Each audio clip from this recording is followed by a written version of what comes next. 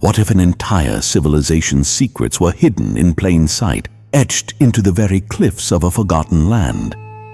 In the rugged embrace of southwestern Turkey, where the sun-drenched Mediterranean kisses ancient shores, lies Lycia, a realm lost to time, yet whispering tales of a people who defied oblivion.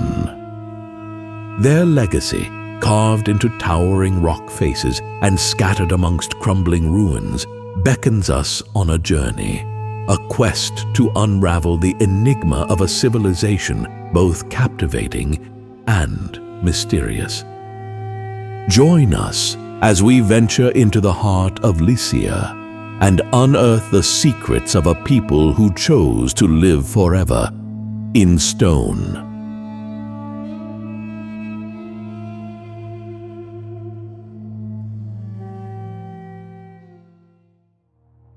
What if an entire civilization's secrets were hidden in plain sight, etched into the cliffs of a forgotten land?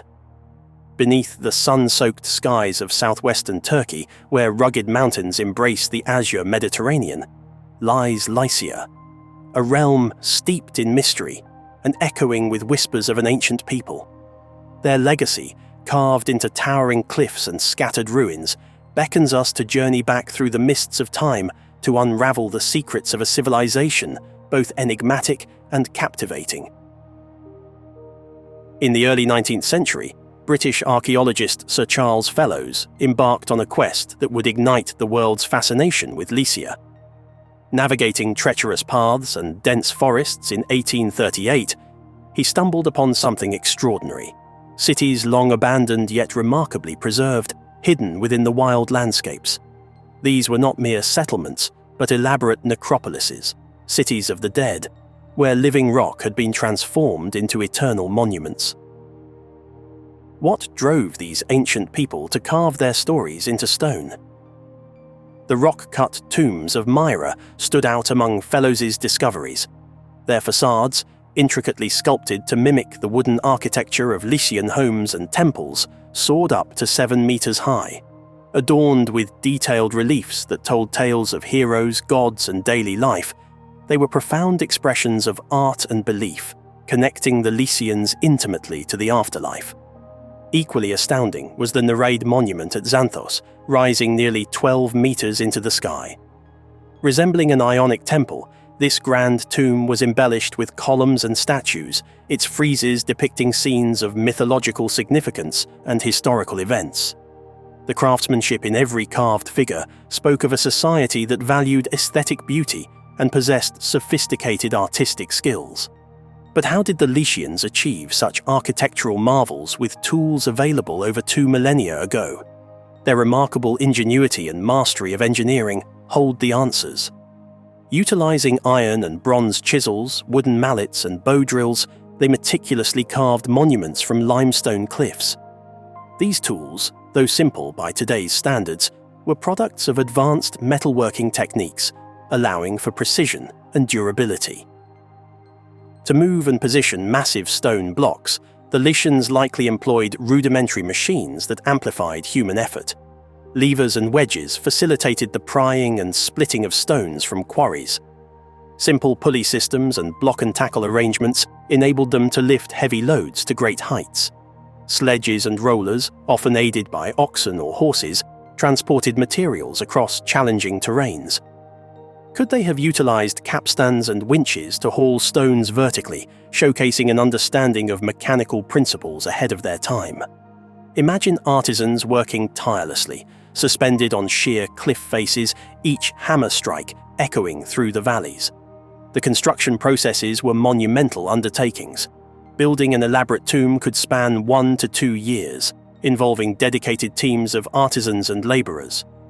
Grand structures like the Nereid monument might have required a decade or more, reflecting the complexity of the work and its societal importance. These were communal endeavors, intertwining civic duty, religious devotion, and the desire to honor the deceased magnificently. As we delve deeper into the Lycian world, we find a civilization both unique and cosmopolitan. Situated at the crossroads of East and West, Lycia interacted with neighboring powers. The Persians conquered them in the 6th century BCE, but the Lycians maintained a degree of autonomy, preserving their language, a distinct tongue written in their own script, and cultural practices. The arrival of Alexander the Great introduced Hellenistic elements, blending Greek customs with indigenous traditions. Yet, what led to the decline of such a remarkable civilization? Under Roman rule, Lycia enjoyed prosperity and relative peace. The Romans admired the Lycian League, an ancient federal system that some historians believe influenced the framers of the United States Constitution. Lycian cities like Pinara became important centers, boasting impressive structures such as grand amphitheaters and council chambers where representatives convened. However, as centuries passed, the distinctive features of Lycian civilization began to wane. The spread of Christianity during the Byzantine era transformed religious practices. Temples dedicated to Lycian deities like Leto, Apollo, and Artemis were abandoned or repurposed as churches. The once vibrant inscriptions in the Lycian language faded as Greek and later Latin became dominant. Natural disasters hastened the decline. Earthquakes, frequent in this seismic region, devastated key cities, toppling buildings and disrupting lives. The Great Earthquake of 141 AD inflicted severe damage across southwestern Anatolia. Combined with Arab raids along the coast in the 7th and 8th centuries, these events led to the gradual depopulation of urban centers. People migrated inland or to more secure locations, leaving behind the grand structures that once symbolized their communal pride. But did the Lycians simply vanish? Or does their story hold deeper mysteries yet to be uncovered? Some scholars propose intriguing theories about their ultimate fate. Could shifts in trade routes, particularly the decline of the overland Silk Road in favor of sea trade controlled by other powers, have led to economic hardship? Isolated from wealth that once flowed through their ports, Lycian cities might have struggled to sustain their populations. Environmental changes may have played a role as well. Alterations in climate patterns could have affected agriculture, forcing communities to relocate in search of more fertile lands. And then there are the legends, a tapestry of myths adding a tantalizing dimension to the Lycian story. One enduring tale speaks of a hidden treasure, a vast hoard concealed by the Lycians to prevent it from falling into invaders' hands. Secret underground chambers and labyrinthine tunnels beneath cities like Xanthos are said to guard this treasure, awaiting discovery by those daring enough to seek it. Could such a treasure truly exist, or is it merely a myth born from the echoes of a forgotten time? In the reflections of Sir Charles Fellows, we find resonance that transcends time. In the wild and rugged mountains of Lycia, I found cities of the dead more splendid than those of the living. The Lycians may have stepped back into the mists of history, their individual identities absorbed into empires that followed, but through their enduring creations, they continue to reach across the ages. This is quite a famous phenomenon in Turkey, that there are huge cities. They look like ant farms on an enormous scale that are dug out under the earth. Hundreds and hundreds of rooms, that huge efforts was put into digging deep beneath the earth and creating these shelters. Nestled in the heart of Turkey's enchanting Cappadocia region lies Derinkuyu, an ancient underground city that stands as a monument to the ingenuity and resilience of bygone civilizations. Its fascinating origins, complex construction, and versatile uses offer a glimpse into a community that sought refuge beneath the Earth's surface, crafting a hidden world of remarkable depth and complexity. And archaeology does not have a good explanation about what they're there for, or why they were built, or when they were built. They're all cut out of stone. You can only date objects that were left in them. You can't say when they were actually made. The story of Derinkuyu begins in the 8th–7th centuries BCE, with the Phrygians, an Indo-European people renowned for their architectural skills, laying its foundation. What likely started as a modest subterranean enclave was expanded by successive cultures, each adding layers of depth and function to this architectural marvel.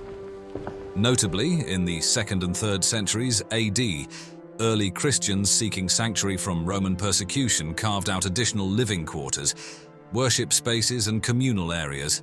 They were used by Christians, they were used by Muslims, they were used back in 2,000 plus years ago as homes in some cases. The construction of Derinkuyu was no small feat.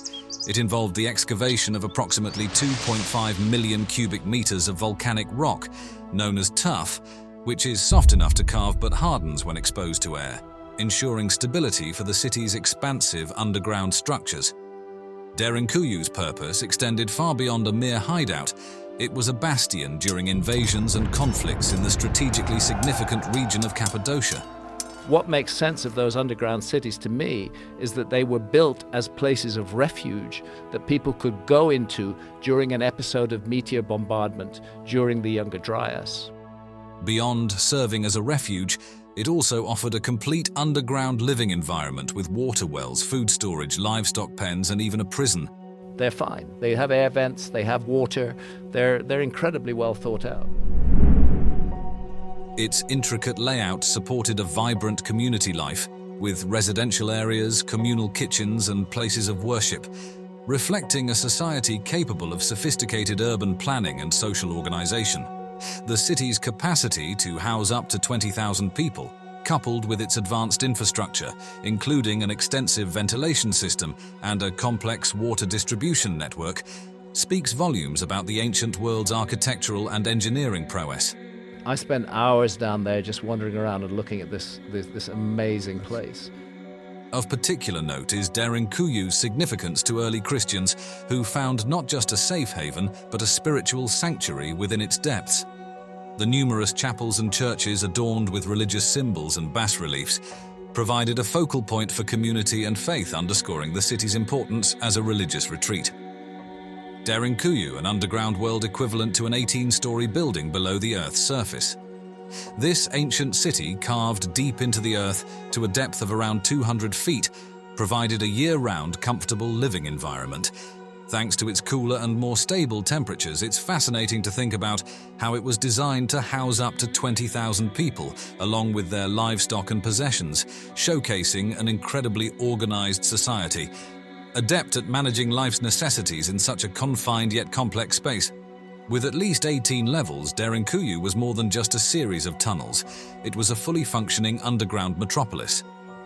The city was meticulously organized into residential areas, communal spaces, and even sectors for livestock, indicating a society that valued structure and community. The intricate layout ensured that despite being underground, movement within the city was fluid. The city's innovative ventilation system is nothing short of remarkable. Thousands of shafts ensured that fresh air reached the deepest levels, a feat that underscores an advanced understanding of environmental control and airflow.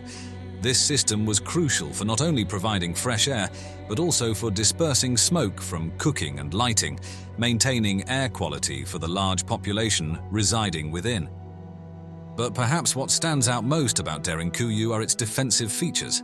Massive stone doors could be rolled across passages to seal off the city, transforming it into a fortress at a moment's notice. The corridors, intentionally narrow, were designed to thwart large groups of invaders, allowing defenders to control movement throughout the city effectively. Moreover, the hidden entrances and exits, some connected to the surface by miles-long tunnels, speak volumes about the strategic planning that went into safeguarding the city. These secret passages allowed for stealthy entrances and exits, crucial for gathering intelligence or making escapes during sieges. Despite the extensive exploration that has peeled back some of its layers, Derinkuyu keeps parts of itself hidden, teasing the imagination with what lies in its uncharted depths. While we've uncovered much, there's still a vast expanse that remains out of reach. Safety concerns and the potential risk of collapse have kept certain sections off-limits, sparking a wildfire of speculation and theories about the full scale of this underground labyrinth. Could there be entire levels we've yet to discover, or hidden rooms filled with ancient artifacts waiting to tell their part of Derinkuyu's tale? The lore surrounding Derinkuyu and its sister cities in Cappadocia weaves a rich tapestry of tales that blur the lines between history and legend. stories of a vast network of tunnels connecting the underground cities suggest a sophisticated system used for trade, communication, or even as escape routes from invaders. The two that I visited in the series are Derinkuyu and Kaimakli, and these two sites are joined by an 8-kilometer tunnel underground. While some of these tunnels have been confirmed, the full extent of this network fuels the imagination about the capabilities of ancient civilizations. Speculation about Derinkuyu's past ventures into the realms of the extraordinary, with some suggesting it might have been a refugee for extraterrestrial visitors or a remnant of a lost advanced civilization. Although such theories stretch beyond the bounds of established archaeological evidence, they underscore the fascination Derinkuyu incites, reflecting the human penchant for mystery and the unexplained. Derinkuyu is a hidden gem that tells a tale of human resilience, architectural mastery, and the intricate history of Anatolia. This ancient underground city, a sanctuary carved from the earth, speaks volumes about the lengths to which people will go to protect their beliefs, their culture, and their way of life. Imagine a time between the 1st and 3rd centuries AD when early Christians facing relentless persecution from the Roman Empire sought refuge beneath the earth's surface. Derinkuyu became their sanctuary, a place where they could practice their faith in secret away from the oppressive gaze of Roman authorities. Within this subterranean haven, they carved out chapels and churches, adorning them with frescoes that depicted scenes from the Bible and Christian iconography, creating a space that was not just about survival, but about preserving their spiritual and cultural identity. But Derinkuyu was not an isolated refuge, it was part of a vast network of underground cities in Cappadocia, connected by miles of tunnels. These connections weren't just for escape or hiding, they represented a sophisticated system for trade, communication, and strategic movement, highlighting an advanced level of social organization and urban planning in ancient Cappadocia. This network of cities underlines the region's significance as a cultural and economic hub, showcasing the ingenuity of its people in creating a cohesive and cooperative community. The modern rediscovery of Derinkuyu is as fascinating as its history. In 1963, a local stumbled upon a mysterious room behind a wall in his home, unveiling the entrance to this ancient city. This discovery captured the imagination of historians, archaeologists, and the wider public, leading to the exploration of the city and its eventual opening to tourists. Today, Derinkuyu is not just an archaeological site, it's a major tourist attraction that draws people from all over the world eager to explore its ancient passageways, chapels, and the incredible engineering behind its construction. Derinkuyu's significance has been recognized on a global scale, as it, along with other sites in the Cappadocia region, has been designated a UNESCO World Heritage Site. This honor speaks to its value to humanity, preserving its history and architecture for future generations. The city stands as a symbol of what humans are capable of achieving when faced with existential threats, creating safe havens of remarkable complexity and beauty. Beyond its historical and architectural value, Derinkuyu serves as an educational resource, offering insights into ancient construction techniques, community living, and survival strategies. It continues to inspire and educate, reminding us of the depths of human ingenuity and the enduring spirit of communities that have faced adversity throughout history. It was the consensus of archaeologists that megalithic architecture was beyond the capacities of hunter-gatherers and required the presence of long-term, settled agricultural communities to evolve. No megalithic architecture had been found anywhere in the world that was more than 6,000 years old. In fact, that was one of the main arguments that the archaeological police used to try to dismiss John West and Robert Schoch. They said, show us another culture that's 12,000 years old anywhere in the world, and we might listen to you. But we know that there is no culture capable of creating anything like the Sphinx until 4,500 years ago.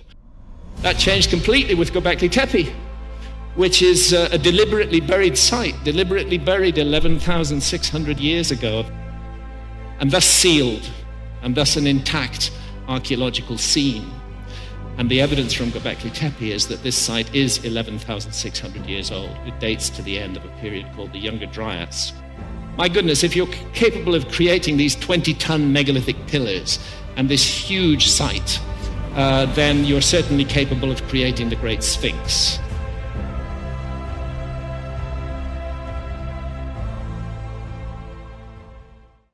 In 1963, a routine archaeological survey in southeastern Turkey uncovered a curious site atop a hill known as Gobekli Tepe, or Belly Hill.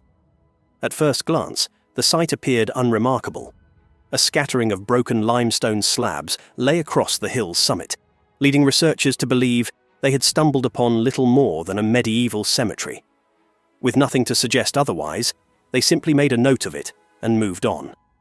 However, this seemingly insignificant site would later be revealed as one of the most important archaeological discoveries of the 20th century, forever altering our understanding of early human civilization.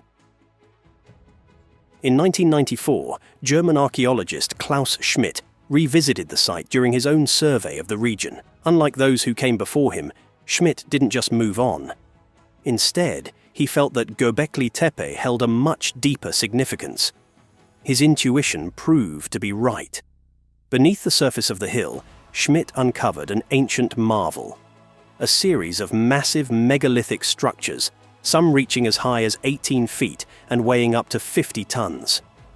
These stones, arranged in circular patterns, were intricately carved with depictions of humanoid figures, animals, and abstract symbols.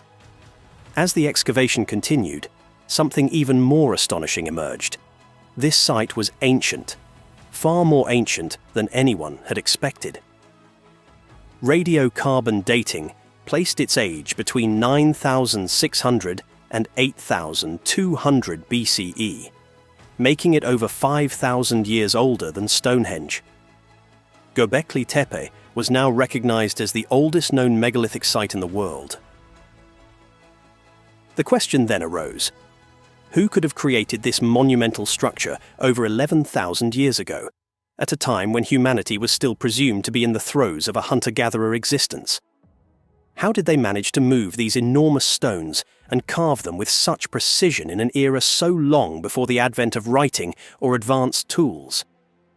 These mysteries only deepened as further studies of Gobekli Tepe revealed evidence of a permanent settlement around the site. This new finding suggested that the builders of Gobekli Tepe were not nomadic hunter-gatherers, but rather members of an advanced civilization. A civilization older than any previously recorded.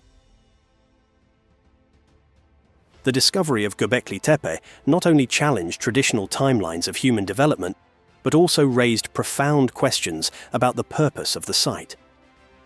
Why would such an immense and intricate structure be built so long ago? What drove these ancient people to invest so much effort into its construction? As archaeologists and scholars debated the answers, one theory began to gain traction. Gobekli Tepe may have been one of the world's first religious centers, perhaps even a place of worship for one of humanity's earliest organized belief systems. Schmidt himself called it the first human-built holy place, and likened it to a cathedral perched atop a hill. Others speculated that Gobekli Tepe might have served as an astronomical observatory, aligned with the stars and designed to track celestial events such as the movement of the constellation Sirius. Such a purpose would indicate that the builders possessed a deep understanding of astronomy, far earlier than previously thought. Both theories held tantalizing implications for our understanding of early human culture and spirituality. But in 2017, a new and even more significant theory emerged that promised to completely rewrite history. That year, two researchers, chemical engineers Martin Sweatman and Dimitrios Tsikritsis, turned their attention to one of Gobekli Tepe's most enigmatic features, the vulture stone. This intricately carved pillar, featuring depictions of animals and abstract figures, had long puzzled scientists. But Sweatman and Tsikritsis believed that the vulture stone held a hidden message. After close study, they concluded that the carvings were not just decorative, but rather encoded a form of information. In their view, The animals depicted on the stone represented ancient constellations, such as Scorpio, represented by a scorpion, and Libra, symbolized by a duck-like figure. At the center of the carving was a circular shape, which the researchers interpreted as the sun. According to Sweatman and Tsikritsis, the vulture stone was not merely a work of art, it was a time capsule. They believed it recorded the alignment of the constellations at a specific point in history, providing a date stamp for a significant event in human history. But what event could have been so monumental that it was memorialized on this ancient stone? The answer, according to the researchers, lay in another part of the carving. A series of square symbols at the top of the pillar, accompanied by strange descending lines. Sweatman and Tsikritsis proposed that these symbols represented fragments of a comet falling to Earth, while the headless man depicted in the bottom right corner symbolized the devastation caused by the event. In their seminal article published in Mediterranean Archaeology and Archaeometry, the researchers put forward a bold hypothesis. The vulture stone was a record of a cataclysmic event, the Younger Dryas impact. The Younger Dryas event was a period of sudden global cooling, lasting approximately from 12,900 to 11,600 years ago, during which Earth experienced dramatic shifts in climate. Geological records show that this time was marked by super tsunamis, widespread flooding, massive wildfires, and the extinction of many species. But what caused this global catastrophe had long been a matter of debate. One of the leading theories was that the Younger Dryas was triggered by a comet impact, which vaporized the ice caps covering much of North America and plunged the planet into chaos. If true, this theory would have staggering implications. It would suggest that not only did a sophisticated civilization exist more than 12,000 years ago, but that this civilization also had the capability to record astronomical events with precision. This raises a host of new questions. Who were the builders of Gobekli Tepe? How did they possess such advanced knowledge? And why have they been absent from the pages of history for so long? The possibility that Gobekli Tepe contains a record of one of the most devastating events in human prehistory opens a new chapter in our understanding of early civilization. As researchers continue to unearth the secrets of the site, it's clear that Gobekli Tepe may not have been the only place where evidence of this catastrophic event is preserved. Indeed, it seems that the builders of Gobekli Tepe were not the only ones affected by the Younger Dryas event. In the region surrounding Gobekli Tepe, another set of ancient structures provides clues to humanity's response to the disaster. Turkey is home to a network of underground cities, some of which stretch for miles beneath the Earth's surface. These vast subterranean complexes, such as those found in Cappadocia, have long been a source of wonder and mystery. Archaeologists have long speculated about the purpose of these underground cities. Were they used as shelters during invasions or natural disasters? Some believe these cities may have been built in response to the Younger Dryas event, serving as sanctuaries for those trying to escape the extreme climate conditions that ravaged the Earth during this period. Intriguingly, the ancient religion of Zoroastrianism may hold additional clues to this puzzle. Zoroastrianism, one of the world's oldest known organized religions, is thought to have originated in the region of modern-day Iran, which shares a border with Turkey. The religion's sacred texts, such as the Vendidad, contain stories that bear a striking resemblance to the events of the Younger Dryas. In the Vendidad, a man named Yima is warned of an impending catastrophe, a severe winter that will cover the earth in ice and snow. In response, Yima is instructed to build a multi-level underground city where he is to gather 2,000 human couples and every kind of animal. This city, much like Noah's Ark, is meant to preserve life through the catastrophe. When the Younger Dryas deep freeze ended, Yima's people re-emerged from their underground shelter to repopulate the earth. Could the story of Yima be a distant memory of the Younger Dryas event, passed down through oral tradition? And could the underground cities of Turkey be the real-world counterparts to the shelters described in the Vendidad? If so, then Gobekli Tepe may not only commemorate the catastrophic event itself, but also the survival of humanity through it. As we continue to investigate the mysteries of Gobekli Tepe and the underground cities of Turkey, the pieces of a much larger puzzle begin to fall into place. Together, these ancient structures point to the existence of an advanced civilization that flourished before the Younger Dryas, more than 12,000 years ago. This civilization, it seems, possessed the knowledge and skills to construct monumental buildings, track the stars, and survive cataclysmic events. Yet for reasons still unknown, this civilization vanished from history, leaving only cryptic traces behind. The implications of these findings are profound. If Gobekli Tepe is indeed a record of the Younger Dryas event, it would not only rewrite the history of human civilization, but also challenge our understanding of early humanity's capabilities. Far from being simple hunter-gatherers, the people who built Gobekli Tepe may have been part of a sophisticated culture that has been lost to time. In the coming years, as more of Gobekli Tepe is excavated and more underground cities are explored, we may finally begin to unravel the full story of this lost civilization. And in doing so, we may come to realize that human history stretches back much further than we ever imagined. The secrets of Gobekli Tepe and the mysteries of the Younger Dryas catastrophe are waiting to be uncovered, and with them, a deeper understanding of our past. There's been some developments involving the Rishat structure. This site keeps on getting more and more interesting, and the evidence continues to stack that it is by far the most likely location for Atlantis. Now, for those of you who don't think that, if nothing else, I'm here to tell you that the evidence has become more apparent than ever.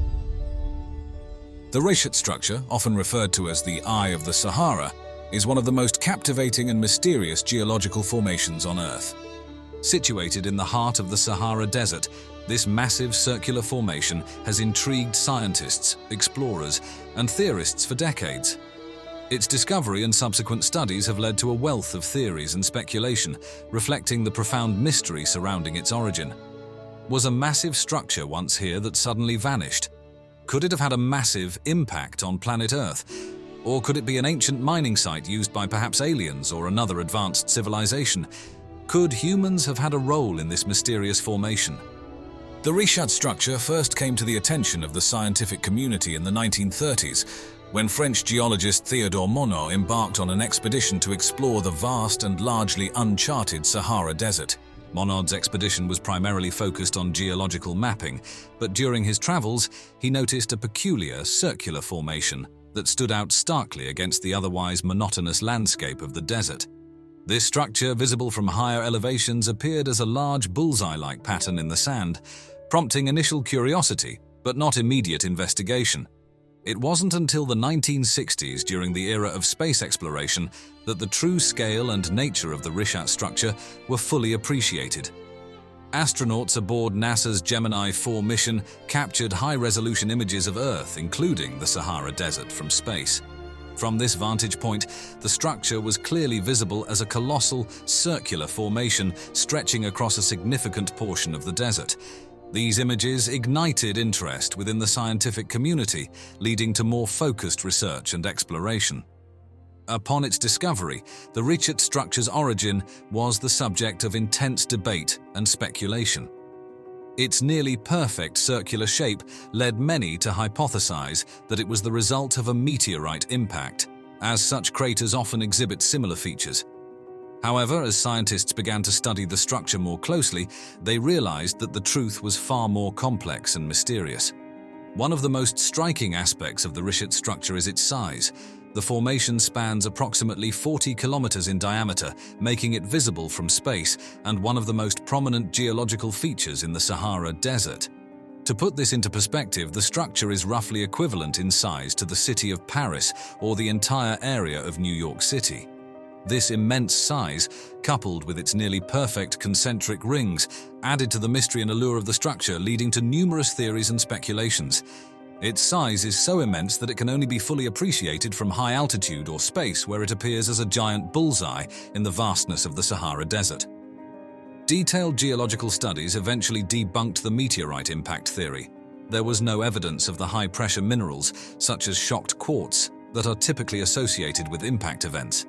Instead, researchers determined that the Rishat structure was a deeply eroded geologic dome composed of different layers of sedimentary rock that had been exposed over millions of years. The concentric rings were found to be the result of differential erosion, where harder rock layers resisted erosion more effectively than softer layers, creating the distinct bullseye pattern visible today. The Rishat structure's unique geology offers several fascinating insights into Earth's distant past.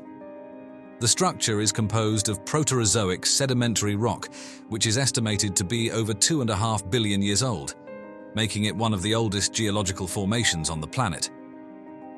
The central part of the structure is composed of Ordovician rocks, which are about 480 million years old.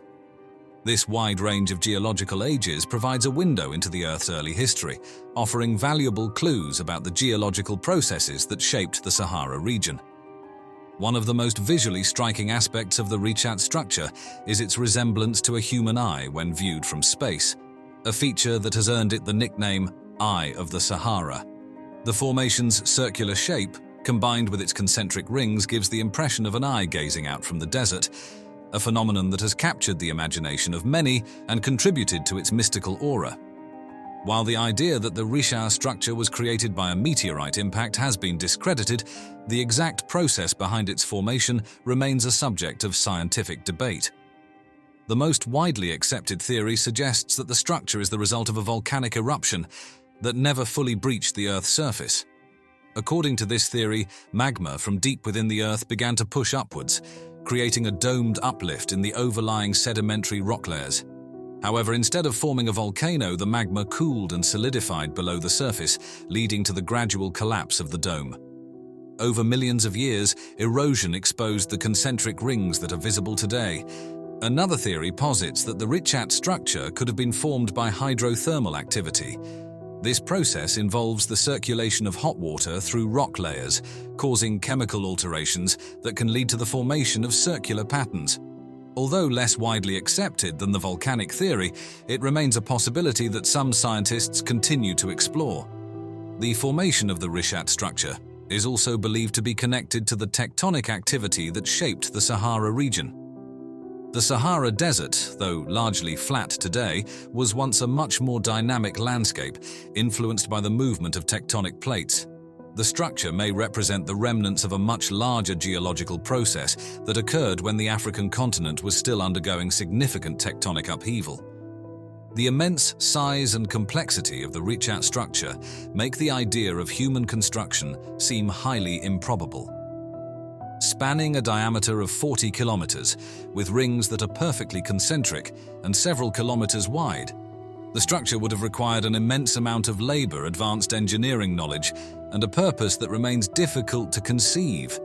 Additionally, there is no evidence of human activity or artifacts that would suggest the structure was man-made.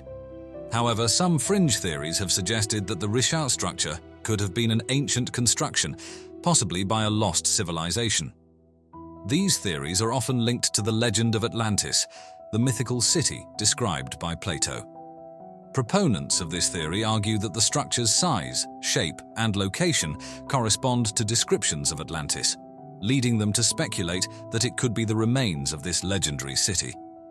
This theory has gained traction in recent years, fueled by the structure's circular shape, size, and location in the Sahara Desert.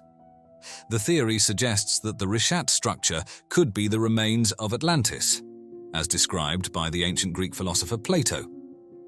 Plato's dialogues describe Atlantis as a powerful and advanced civilization that existed around 9,000 years before his time. He depicted it as a large island, divided into concentric rings of land and water, located beyond the Pillars of Hercules, which is commonly associated with the Strait of Gibraltar. Proponents of the Atlantis theory argue that the Rishat structure's concentric rings closely match Plato's description, and its location in the Sahara Desert could correspond to the island's destruction and subsequent desertification. Establishing the age of the Rishat structure has been a complex task due to the varied composition of its geological layers. However, scientists have been able to estimate its age based on the ages of the rocks that make up its various layers. The central part of the structure is composed of Ordovician rocks, approximately 500 million years old, while the outer layers are made up of even older Proterozoic rocks, dating back more than 2.5 billion years. The age of the structure has been roughly determined through radiometric dating, a technique that measures the decay of radioactive isotopes in rocks to determine their age. By analyzing the different layers of rock within the structure, scientists have pieced together a timeline of its formation, revealing that the structure is one of the oldest geological formations on Earth.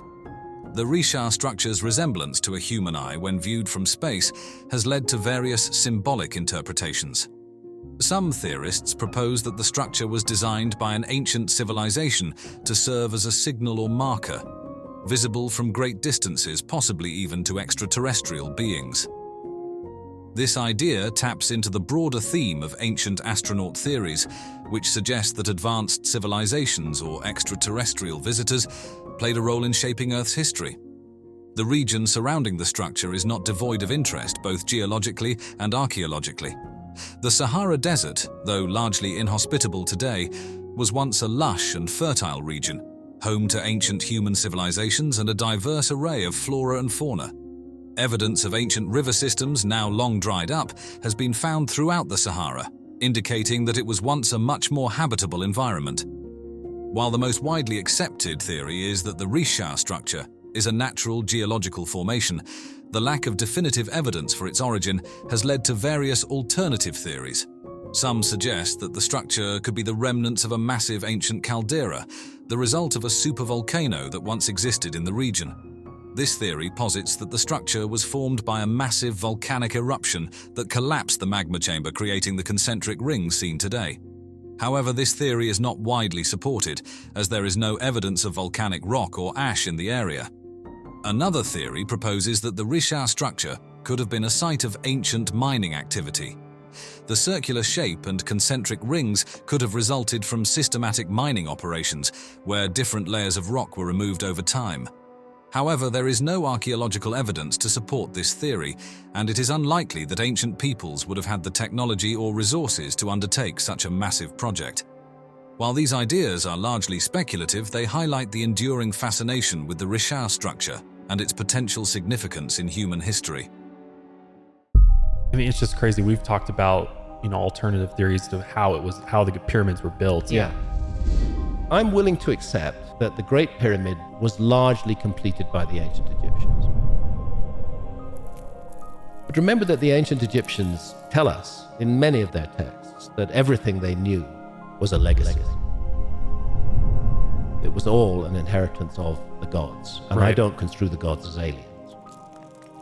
When we think of pyramids, our minds immediately journey to Egypt.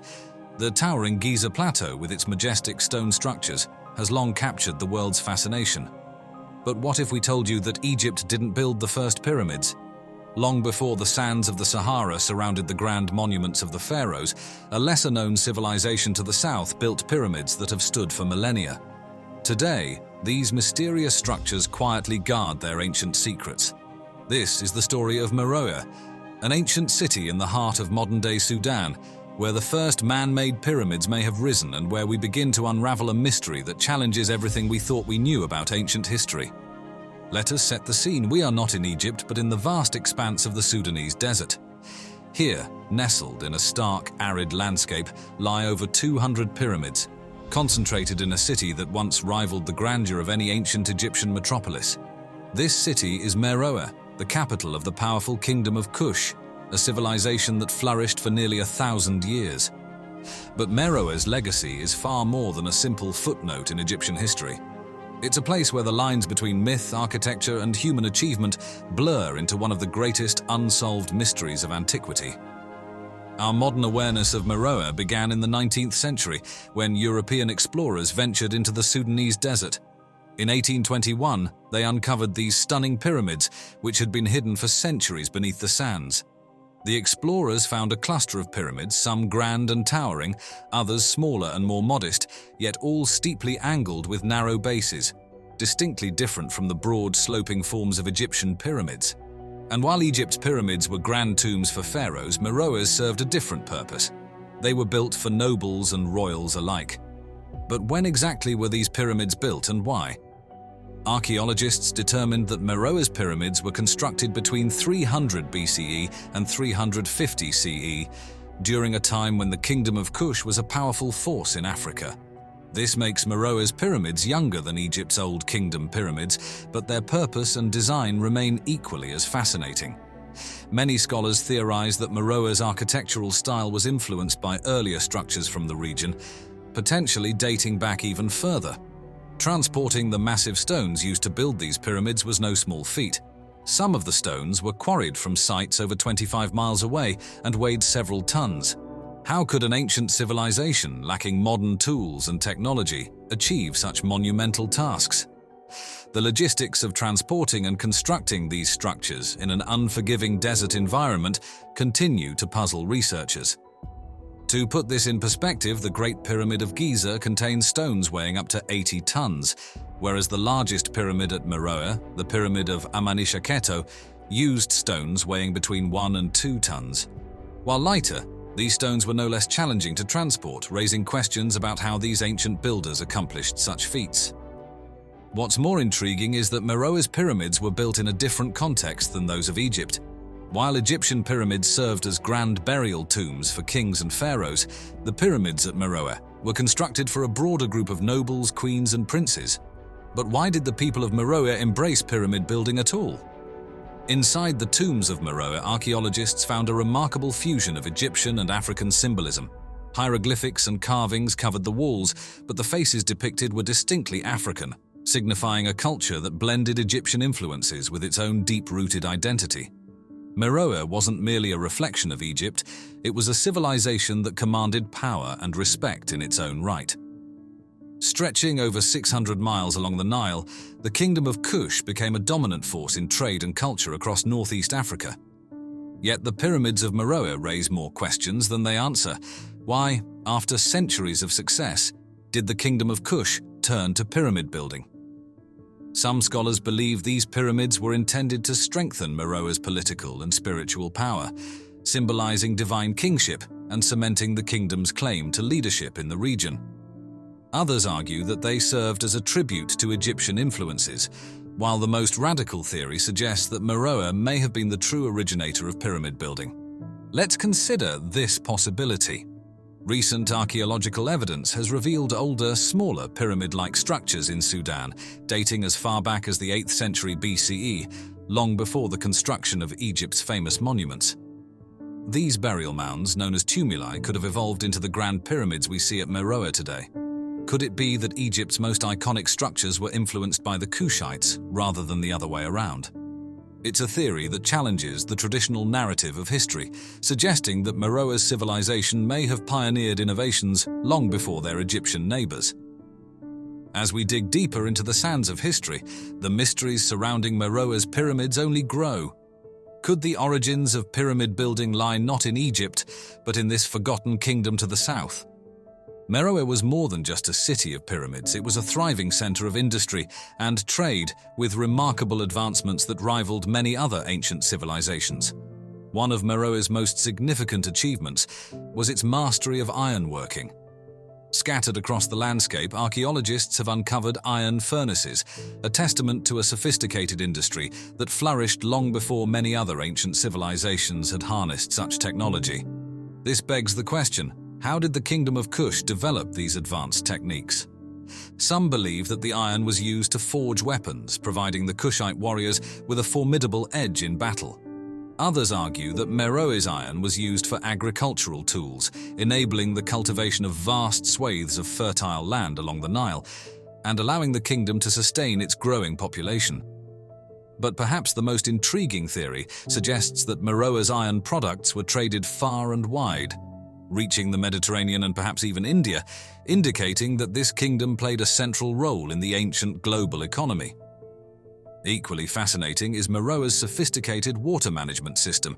Archaeologists have discovered an elaborate network of reservoirs and dams that allowed the people of Meroe to control the seasonal floodwaters of the Nile, ensuring a stable supply of water for agriculture.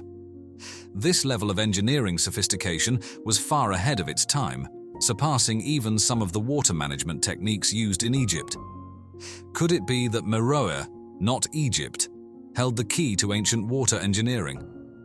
And how much of this knowledge was passed down, or lost, over the centuries?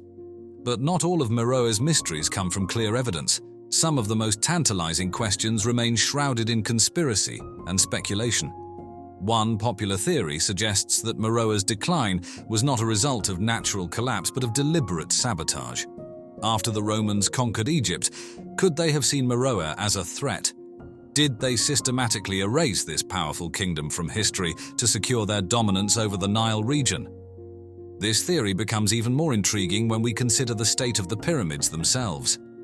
Unlike the carefully maintained pyramids of Egypt, the pyramids of Meroe were intentionally defaced. Their smooth limestone casing was stripped away, leaving them exposed to the harsh desert winds. But who did this, and why?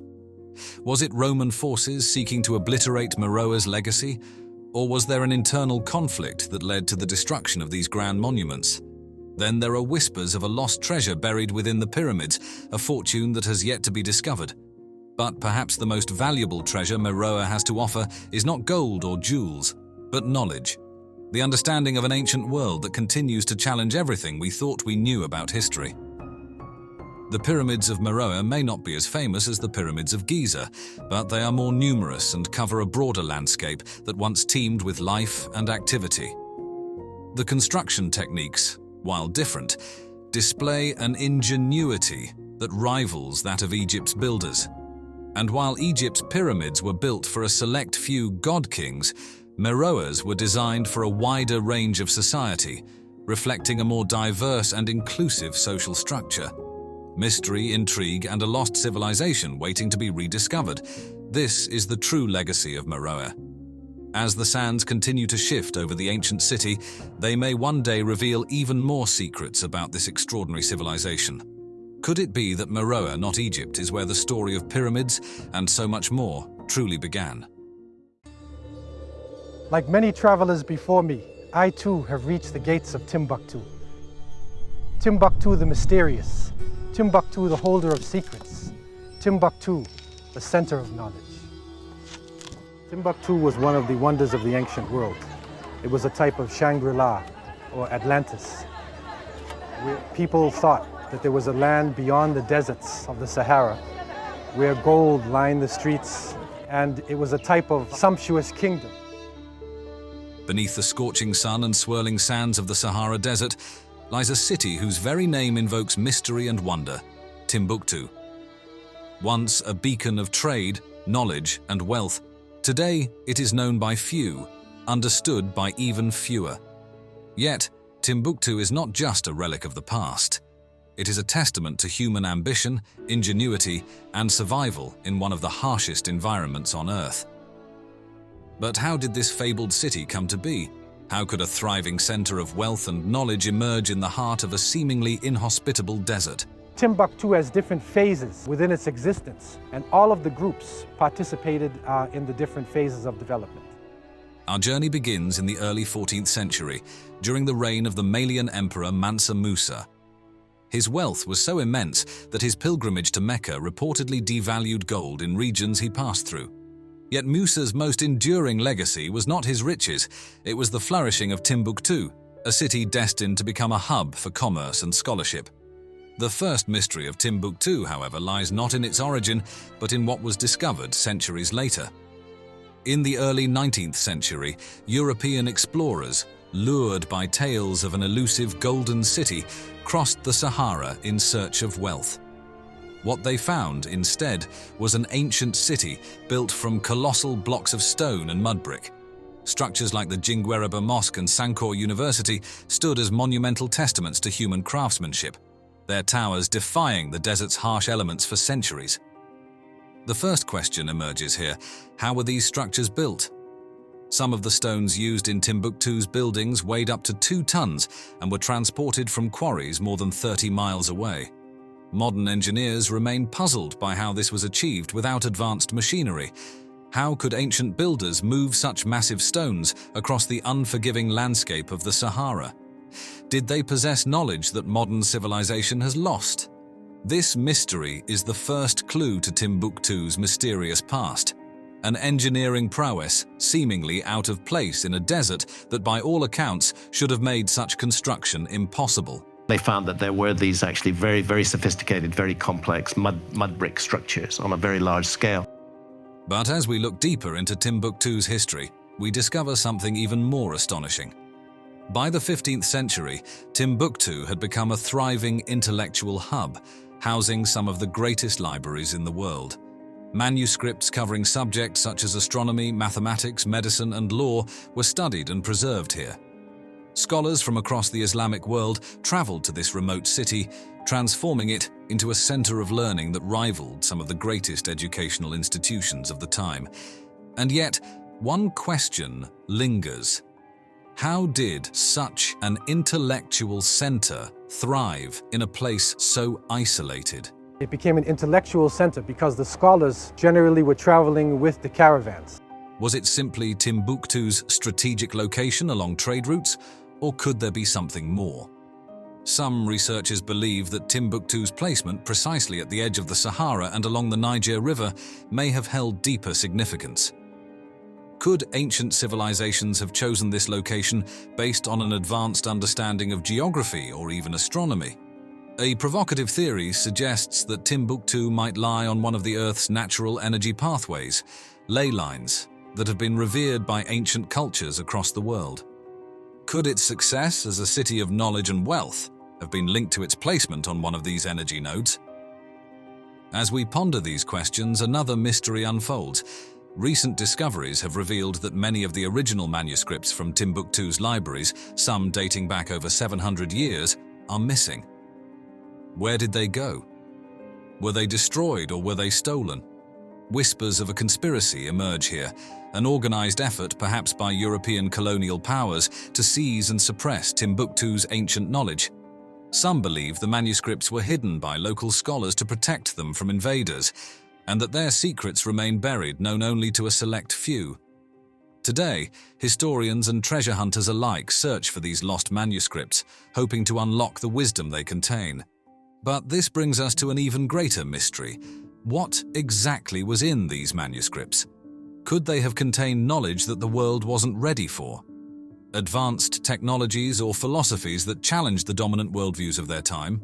I want to know what else is going to be found that hasn't been investigated yet at all. We're just touching the edge of a huge mystery.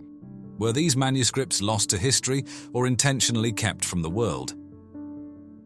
As we explore these questions, we are reminded that Timbuktu's story is not just about the past. It is a cautionary tale about the fragility of human progress. What knowledge have we, as a civilization, lost over the millennia?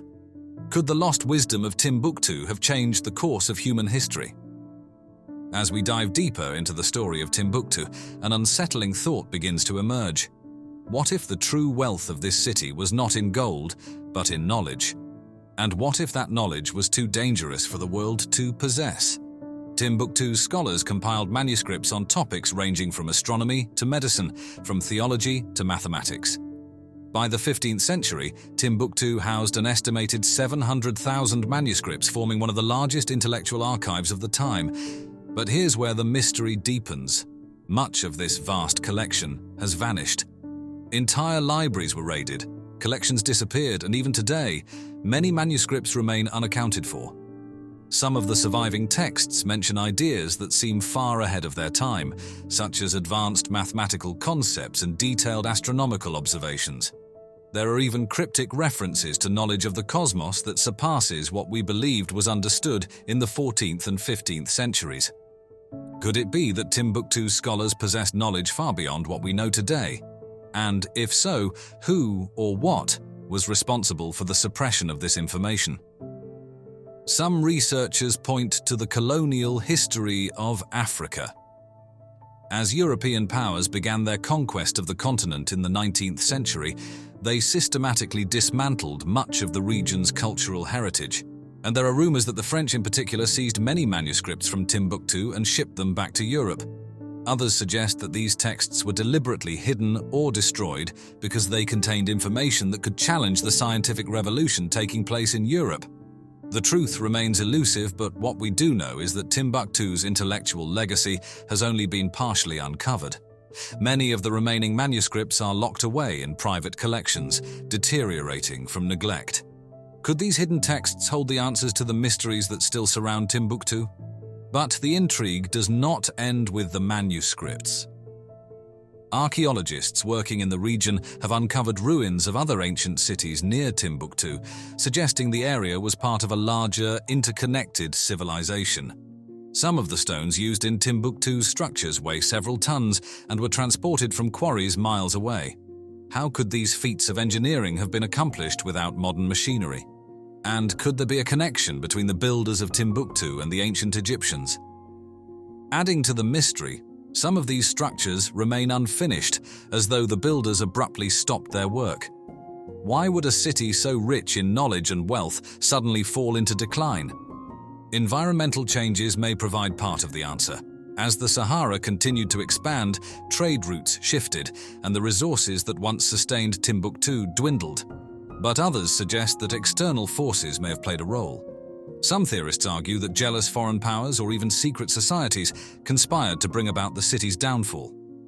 One of the most persistent theories involves the lost riches of Timbuktu. According to legend, Mansa Musa's wealth wasn't only in gold.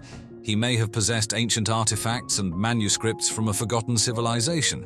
Some believe that these treasures remain hidden beneath the city, waiting to be discovered. Could Timbuktu's greatest secret be something far more valuable than gold? As we conclude our journey, one thing is clear: Timbuktu's mysteries are far from solved. What knowledge was lost, and why? What still lies hidden beneath centuries of sand and secrecy? Recent efforts to preserve Timbuktu's heritage have been met with both success and challenge. Instability in the region and the harsh desert climate threaten the remnants of the city's once great libraries. Yet, new archaeological techniques such as ground-penetrating radar have revealed that entire sections of the city may still be buried. Could these hidden chambers hold the answers to the questions we've been seeking? Or could they contain even greater secrets? Secrets that could reshape our understanding of history, civilization, and the very nature of knowledge. If you liked this video, then you're going to like our next adventure. Prepare to be amazed. In the ancient ruins of Baalbek, Lebanon, archaeologists have unearthed massive stone blocks that defy explanation. These colossal megaliths challenge our understanding of prehistoric engineering. Explore the enigmatic site of Baalbek and witness the sheer scale and precision of these prehistoric stone blocks. How did ancient people construct this site without modern technology? Could this be evidence of a lost civilization or extraterrestrial intervention? Delve into the mysteries surrounding Baalbek's construction, the purpose of these massive stones, and the legends that surround them. Prepare to be amazed by this ancient wonder and question everything you thought you knew about the past. In the heart of ancient Lebanon, where civilizations have clashed and cultures have converged for millennia, lies a mystery that has baffled archaeologists and historians for centuries.